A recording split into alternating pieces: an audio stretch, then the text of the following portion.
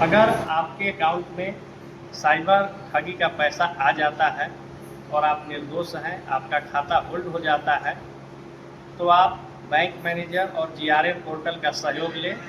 आइए देखते हैं। आता है, बोलता है 1 लाख रुपए नगद दे दो, बोल 90,000 दे दो, 10 तुम रख लो।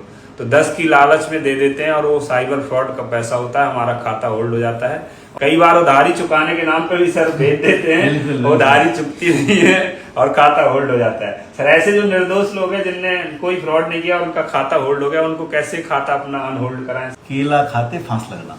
यानी आप नॉर्मली अपनी नौकरी कर रहे थे, अपना दुकानदारी कर रहे थे, लेन देन कर रहे थे और आप केला खाते फांस लग गई। तो ये जीआरएम है, ग्रीवांस रिड्रेसल मैकेनिज्म, उन लोगों के लिए है जिनके खाते में पैसा आने से पैसा होल्ड लगे। होता है कि चोर लोग पैसा जब करते हैं तो पैसा खर्च भी करते हैं।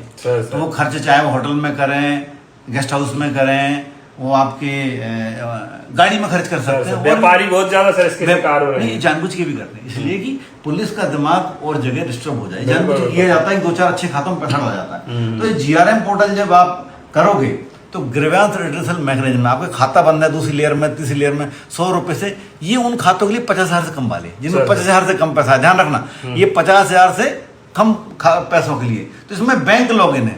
कई मैनेजर साहब ये बोलेंगे साहब मैं लॉगिन नहीं करता, उनको बोलते हैं आपका लॉगिन बना होगा, नहीं है तो बनवा लें, क्योंकि ये बहुत जरूरी है।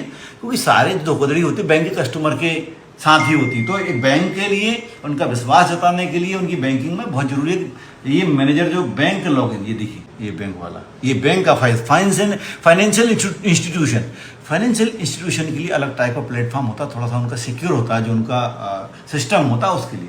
तो इस पे रेज करेगा आपका, आप कंप्लेंट लिख के दोगे आवेदन, और आवेदन को इस पर अपलोड करेंगे। वो आपसे डॉक्यूमेंट मांग सकते हैं, जैसे आपसे कह देंगे भैया आपका बेस बता, पैसा क्यों आया, आप इसका लेयर कौन सी उसको बताओ, पैसे का सबूत दो, जो भी कुछ मांग सकता है। इसको वो आगे बढ़ाएगा कहाँ, आईओ के पास। मतलब वो जैसे क्लिक करेगा तो एनसीआरपी माध्यम से, I4C के माध्यम से वो आईओ को जाएगा, जिसके पास चाहे वो किसी भी स्टेट में हो, वहां उसके पास की शिकायत चल रही हो जहां उसने होल्ड करा है। उसके लिए बाउंडेशन है कि वो टाइम लिमिट में हो, इसको होल्ड हटाएगा, होल्ड हटाने नहीं हटाने का डिसीजन लेगा और वापस बैंक को भेज देगा।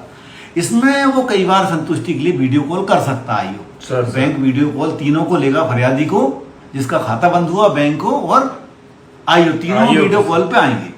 क्योंकि एनसीआरपी के माध्यम से होगा तो ये रिकॉर्ड पे रहेगा। कोई ये नहीं कह सकता हमारे पास जानकारी नहीं आई, कोई पुलिस वाला, बैंक वाला ये क्लेम नहीं कर सकता, ना ही कोई झूठा आवेदन दे सकता।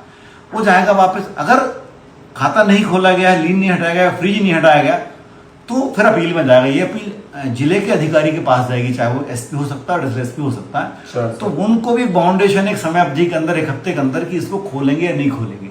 अगर वो भी मना कर देते तो ये स्टेट लेवल पर जाएगी आईजी साइबर क्राइम, और उसके बाद उनको खाता खोलना ही पड़ेगा। क्योंकि मुझे लगता है इसके बाद कोई आदमी किंतु परंतु बचता है। तो आप निर्दोष हैं तो इस सुविधा का बैंक जाकर एप्लीकेशन देकर इस पोर्टल का फायदा उठाएं। बिल्कुल सही बात। सही ये है कि हम लोग पुलिस के पीछे पड़े रहते हैं कि हमारा खाता अनहोल्ड करा दो, गलत है। आपको बैंक के पीछे पड़ना है, बैंक मैनेजर के खोपड़ी पे चना भूंजने हैं जब तक आपका खाता अनहोल्ड ना हो जाए। अगर खाता होल्ड है तो उसको खुलवाने के लिए आपको पहले मैनेजर के पास जाना, वहां फॉर्म भर कर देना है, मैनेजर प्रोसीड करेगा सर जो बता रहे, उसके बाद आपका खाता अनहोल्ड होगा। इसलिए इस बात को भी ध्यान दें और अपना खाता अनहोल्ड कराएं। जय हिंद।